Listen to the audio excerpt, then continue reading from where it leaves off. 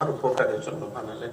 এবার বান্দা একদিন গাছতলায় বসে মনে মনে ভাবতে থাকে, আমার রব মাটি বানাইলো আমার জন্য, পানি সাজাইলো আমার জন্য, গাছ বসাইলো আমার জন্য, অক্সিজেন দিল আমার জন্য, মেঘ দিল আমার জন্য, ফল দিল আমার জন্য, সবকিছু আমার জন্য, এমনকি জান্নাতও বানালো আমার রব আমাদের জন্য। ওই জান্নাতে আল্লাহ নিজেও থাকবে না, ফেরেশতাকেও রাখবে না, আমাদেরকে রাখবেন।